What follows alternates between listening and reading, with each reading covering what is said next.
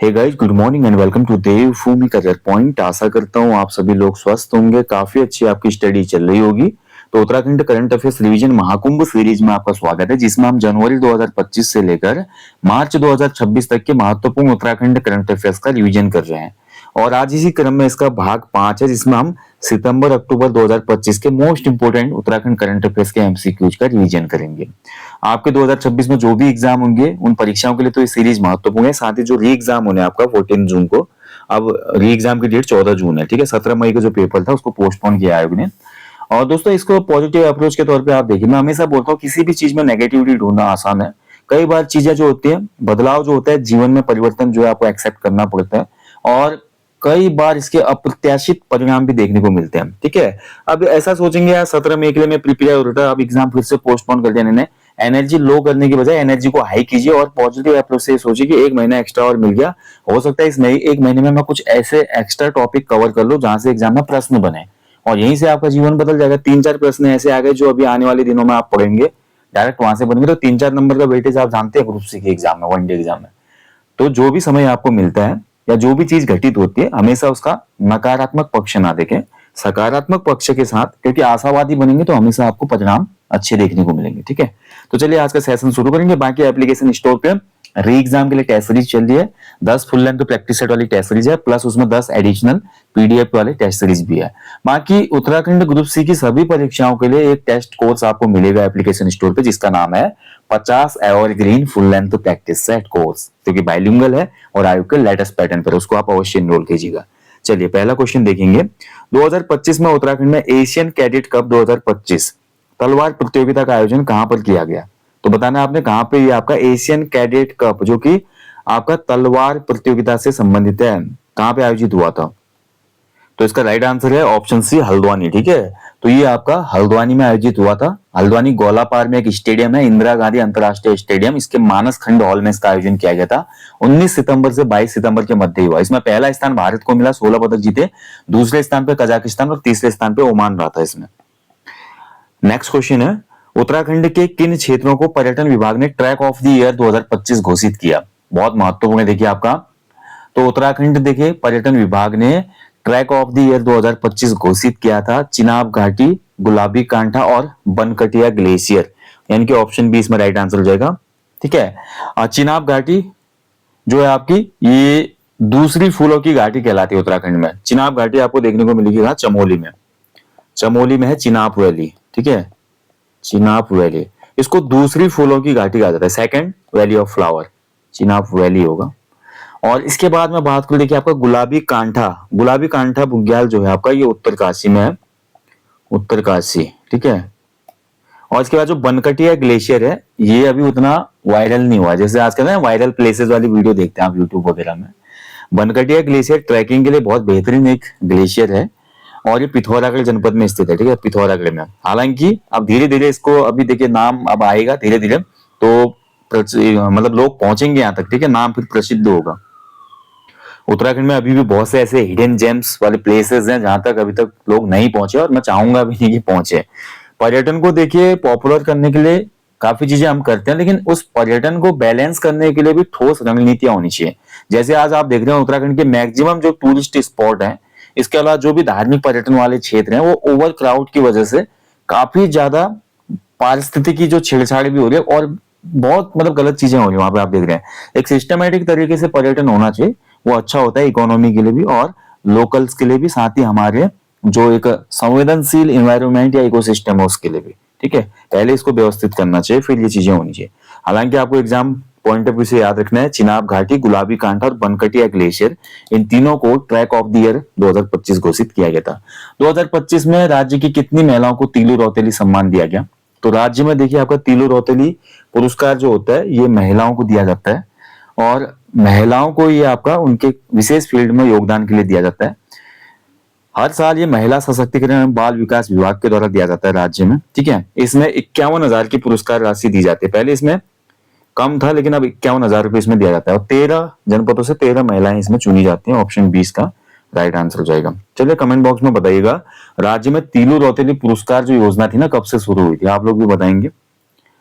2025 में राज्य के कितने शिक्षकों को शैलेश मटियानी पुरस्कार से सम्मानित किया गया? तो शैलेश मटियानी पुरस्कार दिया जाता है शिक्षा के क्षेत्र में। और इसमें देखिए हर जिले से बेसिक माध्यमिक स्तर के जो शिक्षक होते हैं उन्होंने अपने क्षेत्र में जो भी उल्लेखनीय कार्य किया होता है उसके लिए सेलेक्ट होते हैं। 16 अध्यापकों को दिया गया था 2025 में शैलेश मटियानी पुरस्कार।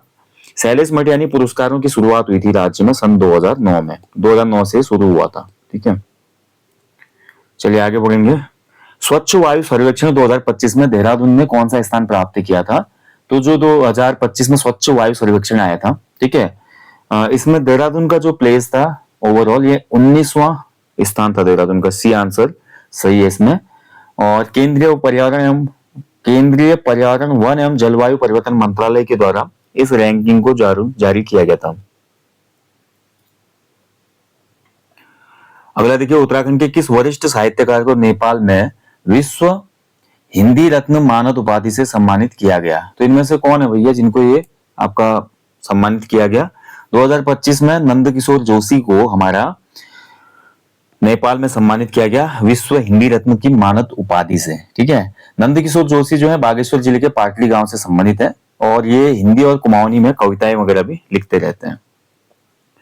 25वीं उत्तराखंड राज्य स्तरीय जूनियर एथलेटिक्स प्रतियोगिता 2025 का आयोजन कहां पे किया गया?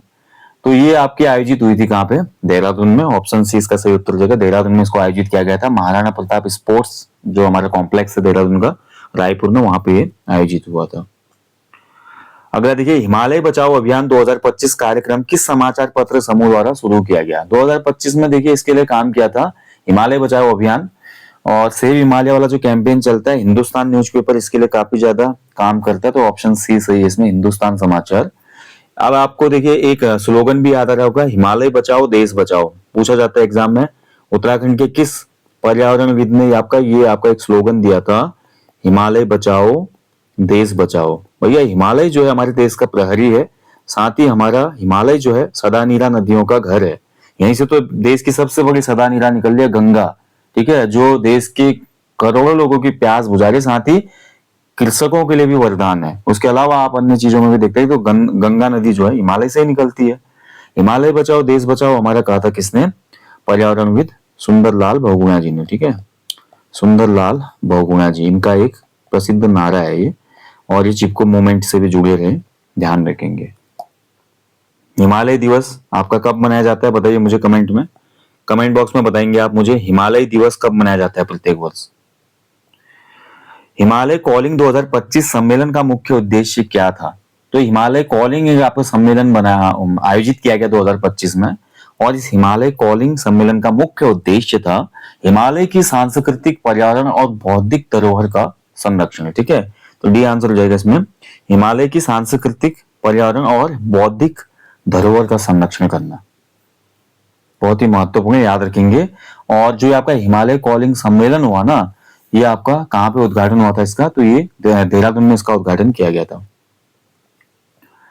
10 सितंबर 2025 को भारत सरकार ने एशियाई विकास बैंक के साथ उत्तराखंड के किस क्षेत्र में सतत पर्यटन को बढ़ावा देने के लिए 126.42 मिलियन डॉलर के ऋण समझौते पर हस्ताक्षर किए थे? तो देखिए आपका टिहरी झील इसका राइट आंसर है, ऑप्शन सी टिहरी झील। ठीक है, तो उत्तराखंड की टिहरी झील क्षेत्र में सतत पर्यटन को बढ़ावा देना, यानी कि सस्टेनेबल टूरिज्म। सस्टेनेबल टूरिज्म का मतलब वही है दोस्तों, पर्यावरण को जिससे नुकसान ना हो। इसके अलावा जैसे उसमें काफी जल क्रीडाएं होती हैं, आपने देखा होगा टिहरी डैम के ऊपर, जो टिहरी का जल सागर है पूरा, ठीक है, बांध का, उसमें काफी ज्यादा वाटर एक्टिविटीज होती हैं। लाइक आपका उसमें आप देखते हैं स्पीड बोट चलती है, नॉर्मल बोट चलती है, पैरासेलिंग उसमें होती है, सर्फिंग भी अब शायद वो ला चुके हैं, काफी चीजें उसमें हो रही हैं। तो एक सस्टेनेबल तरीके से ये चीजें होती रही, ताकि जो उसके नीचे जलीय जीव है उनको नुकसान ना पहुंचे। उसके अलावा टिहरी के आसपास, झील के आसपास के जो क्षेत्र है वहां पे कोई ऐसा नुकसान ना हो, इन्वायरमेंट पे कोई ऐसा नुकसान ना हो जिससे नॉइज पोल्यूशन होता है जो भी है, क्योंकि काफी ऐसे सेंसिटिव एरियाज है पहाड़ों के लगे हुए आपस में जहाँ पे ये चीजें होती है। तो इस हिसाब से जो भी आपका पर्यटन के लिए, पर्यटन को सस्टेन करने के लिए जो भी नियम कानून और पर्यावरण के अनुकूल जो प्रयोग होते हैं उसको किया जाएगा टिहरी झील में। और इसके लिए 126.42 मिलियन डॉलर के ऋण समझौते पे हस्ताक्षर भी हुए थे भारत सरकार द्वारा एशियाई विकास बैंक के साथ, ठीक है, एशियन डेवलपमेंट बैंक। उत्तराखंड के कितने शिक्षकों को राष्ट्रीय पुरस्कार से सम्मानित किया गया? तो देखिए राज्य के 2 शिक्षकों को राष्ट्रीय शिक्षक पुरस्कार दिया गया। लास्ट सेशन में मैं आपको करा चुका हूँ, 2 शिक्षकों को ये अवार्ड मिला। ठीक है, पहला जो हमारी मंजू बालाजी को अवार्ड मिला। मंजू बालाजी जो कि चंपावत की निवासी हैं, बाराकोट। इनको प्राथमिक शिक्षा के लिए, प्राथमिक जो प्राइमरी एजुकेशन होती है ना, तो प्राथमिक शिक्षा के लिए प्राथमिक विद्यालय में ही ये आपके प्रधानाध्यापिका है, यानी कि प्रधानाचार्य हैं। और दूसरा जो मिला आपका किसको मिला, मनीष ममगई जी को। मनीष ममगई, ठीक है, मनीष ममगई जी को ये मिला आपका। ये आपके देहरादून के ट्रेनिंग ऑफिसर हैं, ध्यान रखेंगे। और इनको भी अवार्ड दिया गया, यानी कि 2 लोग आपको याद रखना है जिनको 2025 में राष्ट्रपति के द्वारा राष्ट्रीय शिक्षक पुरस्कार से सम्मानित किया गया। बहुत बड़ा अवार्ड होता है शिक्षा के क्षेत्र में। ठीक है, केदारनाथ में हेली सेवाओं को सुरक्षित बनाने के लिए किस संस्था की हाईटेक तकनीक का प्रयोग किया जाएगा। तो यहाँ पर देखिए आपका इसरो ने यहाँ पर अपनी टेक्निक्स साझा की है, क्योंकि आपको पता ही है केदारनाथ में जब हेली सेवाएं शुरू हुई, काफी बार आप देखते हैं कि दुर्घटना हो जाती है, या क्लाइमेट जो मौसम है अचानक से वेदर जो है चेंज होता है, कई बार तो जहाज गिरते गिरते बचे हुए हैं। तो इसरो के साथ यहाँ पर आपका डिजिटल कवच एक बनाया जा रहा है हेली सेवाओं के लिए, ताकि लाइव लोकेशन ट्रैकिंग हो सके मौसम में, साथ ही रियल टाइम की जानकारी पायलट और कंट्रोल रूम तक पहुंचाई जा सके। तो इसके लिए इसरो क्या कर रहा है, एक डिजिटल एलिवेशन मॉडल तैयार कर रहा है। ठीक है, राष्ट्रीय महिला आयोग की नारी 2025 महिला सुरक्षा रिपोर्ट के अनुसार देहरादून का स्कोर कितना रहा था। तो देहरादून का स्कोर इसमें रहा था 60.6%। ऑप्शन डी इसमें राइट आंसर है, 60.6%। इस रिपोर्ट को राष्ट्रीय महिला आयोग के द्वारा जारी किया गया। देहरादून देश के शीर्ष 10 असुरक्षित शहरों में शामिल हुआ, जो कि हमारे लिए बहुत ही दुख की बात है, यानी कि महिलाएं सुरक्षित नहीं है। देश के जो भी 10 ऐसे शहर जो महिलाओं के लिए बहुत ज्यादा असुरक्षित हैं, यानी कि महिलाएं जहाँ पे सुरक्षित नहीं है, उनमें देहरादून का भी नाम आया। बताइए, ठीक है, सबसे सुरक्षित शहर देश का कौन सा है। तो इसमें रैंकिंग 1 जो थी, देश का सबसे सुरक्षित शहर जो कि महिलाओं के लिए बहुत सुरक्षित है रात में भी, वो था आपका कोहिमा। ठीक है, कोहिमा जो है नागालैंड का, ये सबसे सेफ सिटी थी 2025 के सर्वे के अनुसार। अगला है 2025 में उत्तराखंड सरकार द्वारा कितने कर्मचारियों को सड़क सुरक्षा उत्कृष्टता पुरस्कार से सम्मानित किया गया। तो राज्य के कुल मिला के 10 जो है अधिकारियों को, कर्मचारियों को इससे सम्मानित किया गया था। नॉर्मल फैक्ट याद रखने, ज्यादा कुछ है नहीं इसमें। मन की बात कार्यक्रम की तर्ज पर उत्तराखंड के राज्यपाल द्वारा कौन सा कार्यक्रम शुरू किया गया। तो मन की बात जो है प्रधानमंत्री के द्वारा इसको शुरू किया गया था। इसी कार्यक्रम की तर्ज पर उत्तराखंड के राज्यपाल जो है गुरमीत सिंह जी, इनके द्वारा एक शिक्षा की बात प्रोग्राम शुभारंभ किया गया 23 सितंबर 2025 को। ठीक है, शिक्षा की बात। अगला देखिए 2025 में उत्तराखंड में पंडित दीनदयाल शैक्षिक उत्कृष्टता पुरस्कार से कितने छात्र छात्राओं को नवाजा गया था। तो ये नवाजा गया था टोटल 75 छात्र छात्राओं को। ठीक है, 75। ऑप्शन बी इसमें सही हो जाएगा। उत्तराखंड में वीमेंस प्रीमियर लीग 2025 के फाइनल का खिताब किसने जीता।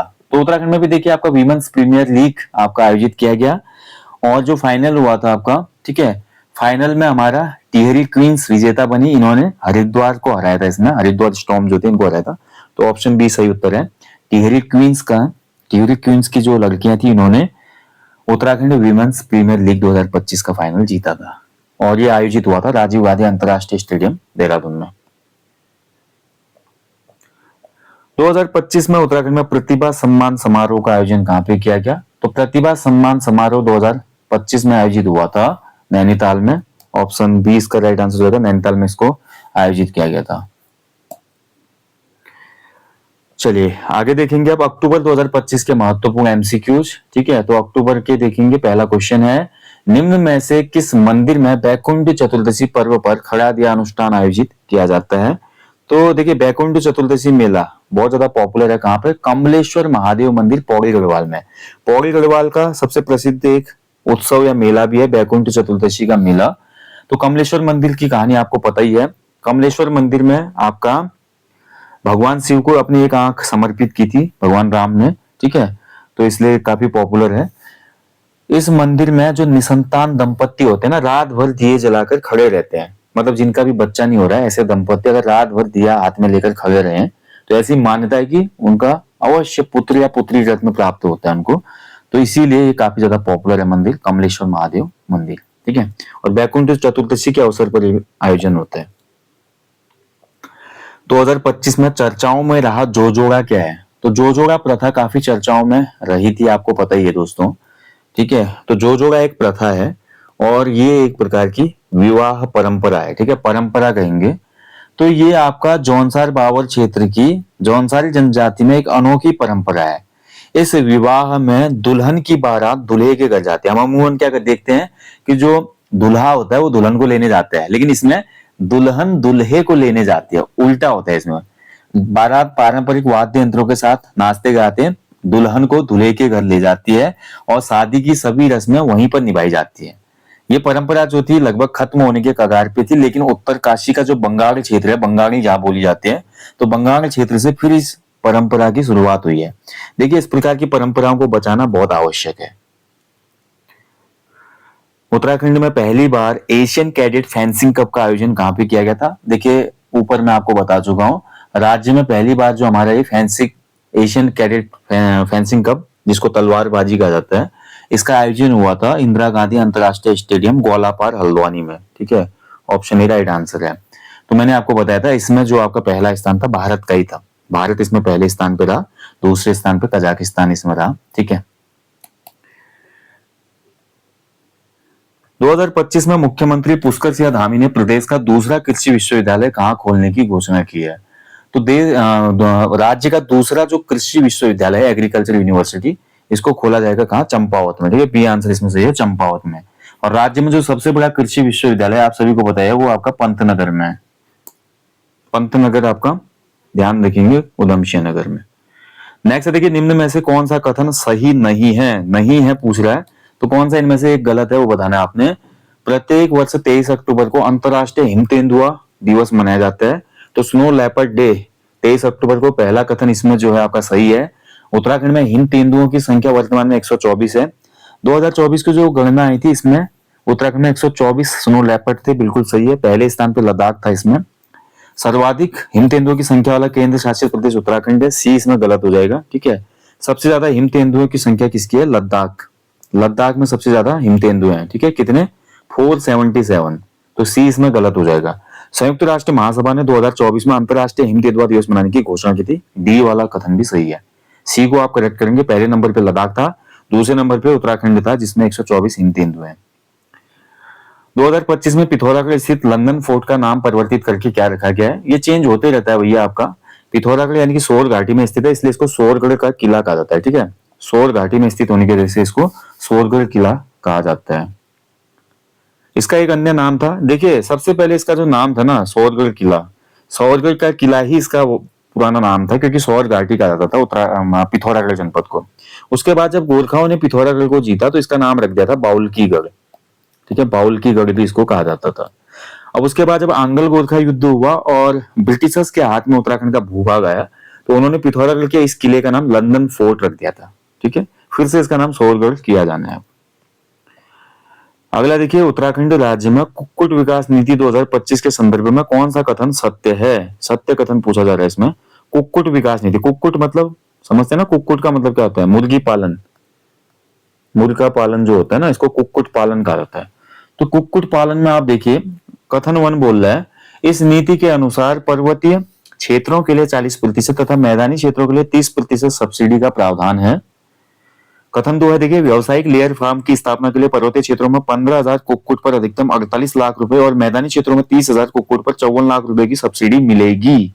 तो इसमें देखा जाए तो दोनों ही कथन इसमें सत्य हैं, ऑप्शन डी हो जाएगा, दोनों कथन सत्य हैं। ठीक है, कथन 1 भी सही है, कथन 2 भी सही है। तो सरकार देखिए राज्य में, देखिए आप सभी को पता है स्वरोजगार बहुत जरूरी है, क्योंकि राज्य में इतने संसाधन नहीं कि सबको सरकारी नौकरी मिले या अन्य रोजगार उपलब्ध हो, क्योंकि ना हमारे पास इंडस्ट्रियल एरिया बहुत बड़ा, सिडकुल को छोड़ दे, ना कॉर्पोरेट वाले कोई कंपनीज है। तो इस कंडीशन में राज्य सरकार भी चाहते हैं कि नई नई योजनाओं के तहत लोगों को स्वरोजगार से जोड़ा जाए। इसमें आपका ये, अगर कोई भी देखिए पोल्ट्री फार्म वगैरह खोलना चाहता है तो पोल्ट्री फार्म के लिए पर्वतीय क्षेत्रों में 40% और प्लेन जो एरिया है वहां पे 30% सब्सिडी दी जाएगी। बाकी ये चीजें इसमें जो बताई गई बिल्कुल सही है। उत्तराखंड की पहली हाई एल्टीट्यूड अल्ट्रा मैराथन का आयोजन कहां पर किया गया था? ये मैं आपको लास्ट सेशन जो आया था उसमें बता चुका था।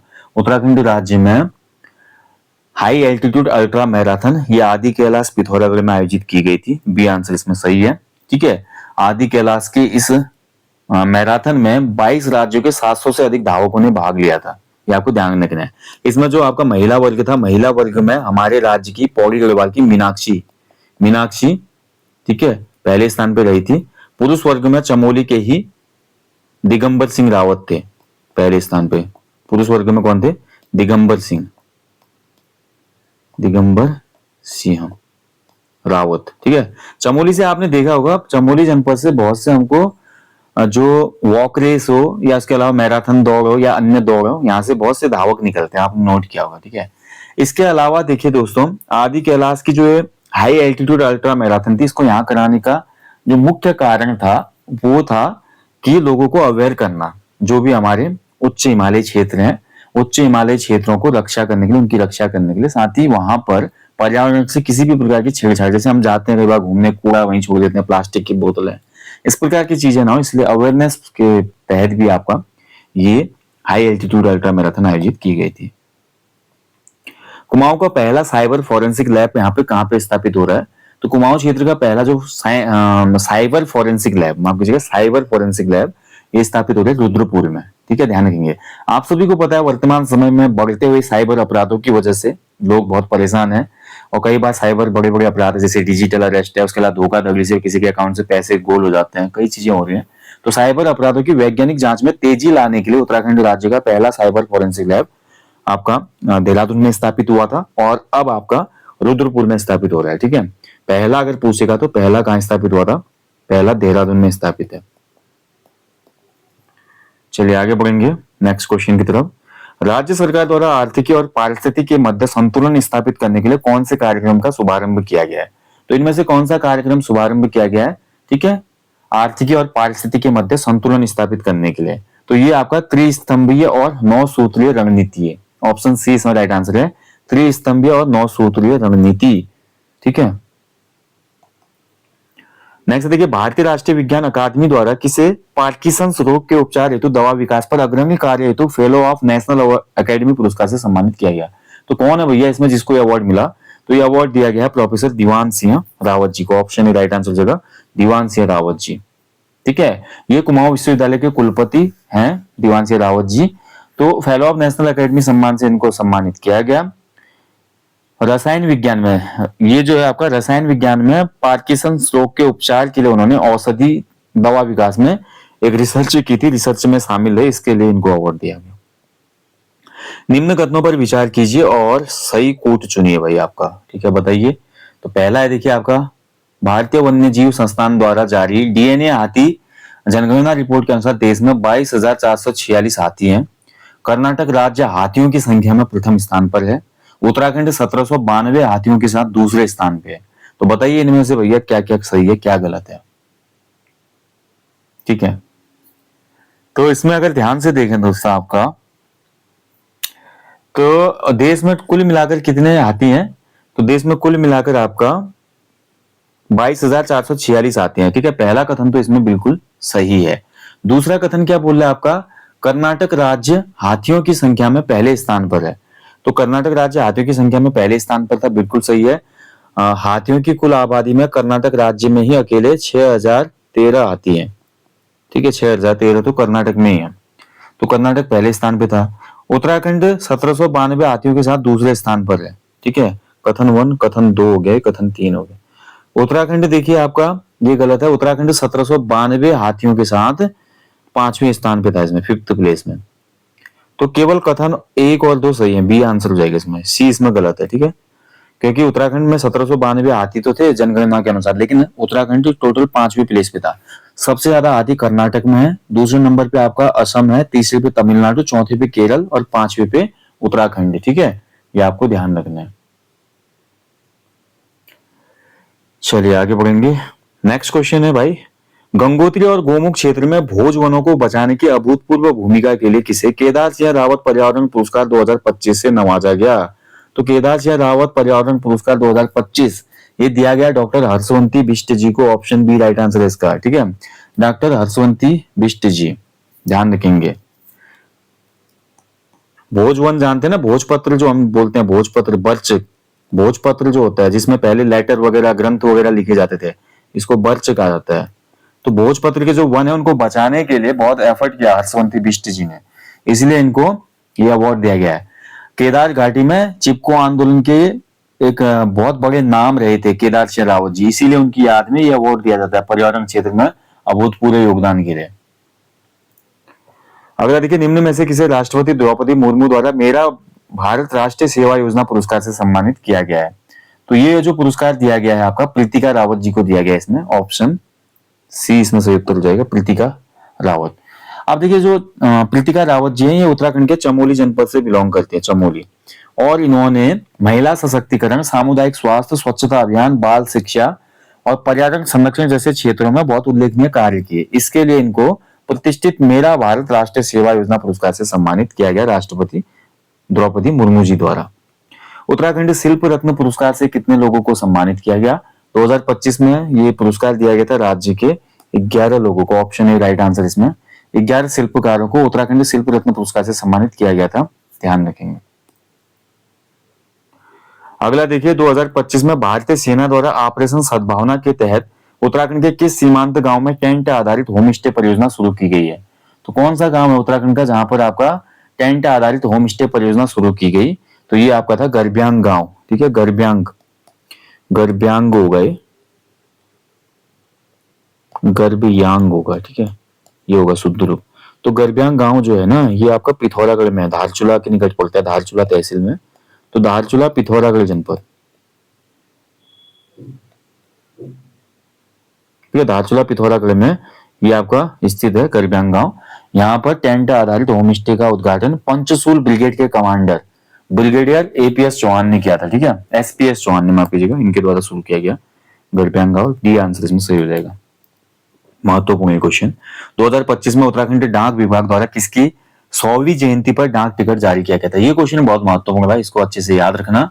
2025 में देखिए आपका 100वीं जयंती थी किसकी? हमारी चिपको आंदोलन की जन्मदाता गौरा देवी जी की, ठीक है। तो गौरा देवी जी का जन्म हुआ था 1925 में। इनका जन्म कहाँ पे हुआ था? लाता गांव में, लाता गांव चमोली में, ठीक है, लाता गांव चमोली। उसके बाद बहुत ही कम उम्र में इनका विवाह हो गया था मेहरबान सिंह नेगी के साथ, और फिर ये चले गई थी चमोली के ही रेणी गांव में विवाहित होने के बाद।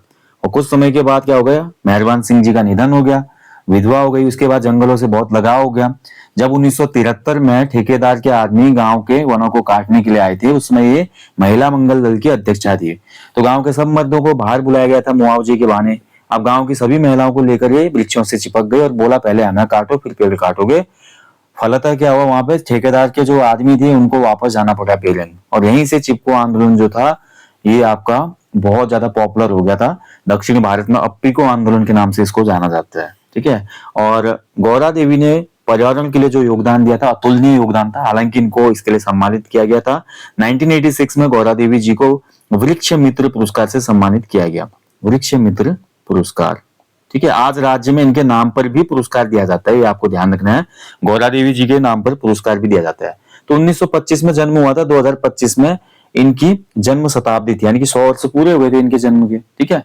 तो ये आपको ध्यान रखना है। तो उत्तराखंड डाक विभाग ने एक विशेष डाक टिकट और कवर जारी किया इसमें, और ये सम्मान रैंगी गांव में ही दिया गया, इनकी जो कर्मस्थली रही रैंगी गांव। देखिए आगे देखिए 28वां गौरा देवी पर्यावरण पुरस्कार 2026, मैंने बोला ना इनके नाम पे पर्यावरण पुरस्कार भी दिया जाता है। तो 28वां गौरा देवी पर्यावरण पुरस्कार 2025 ये विजयकांत पुरोहित जी को दिया गया था पर्यावरण के क्षेत्र में उल्लेखनीय योगदान के लिए। तो ऑप्शन इसमें राइट आंसर है। चलिए, तो दोस्तों ये थे आपके सितंबर अक्टूबर 2025 के महत्वपूर्ण उत्तराखंड करंट अफेयर्स के एमसीक्यूज। बाकी यार देखो, हमेशा की तरह बोलूंगा, क्वेश्चन जो है समाप्त हुआ था गौरा देवी से ही, गौरा देवी पे, और गौरा देवी जी का योगदान आप लोग जानते हैं। अब देखिए आज के जमाने में तो ऐसा नहीं है कि बिना अनुमति के कोई पेड़ काट लिया कुछ कर ले, गैर कानूनी है, बहुत से नियम कानून है, लेकिन फिर भी पेड़ों की संख्या कम हो रही है विकास के नाम पे, अन्य चीजों के नाम पे। इसलिए हमारा भाई ये जिम्मेदारी बनती है कि कम से कम अपने जीवन में एक पेड़ लगाएं अच्छे से, उसकी देखभाल करें और उसको बहुत बड़ा बनाएं, और जितना ज्यादा आप लगा सकते हैं इस प्रकृति पे उपकार कर सकते हैं। दोस्तों ये बहुत बड़ी एक, मैं बोलूंगा आपसे मेरी रिक्वेस्ट भी है, लोगों को भी इसके लिए आपने अवेयर करना चाहिए और बताना चाहिए कि पर्यावरण की क्या उपयोगिता है हमारे जीवन में, ठीक है। चलिए मिलेंगे आप इस नेक्स्ट सेशन में, अपना ध्यान रखिएगा, अच्छे से स्टडी करना। अभी 1 महीना आपको और मिल गया है री एग्जाम के लिए, तो इस 1 महीने का भरपूर सदुपयोग करें। Thank you for watching. जय हिंद, जय देवभूमि।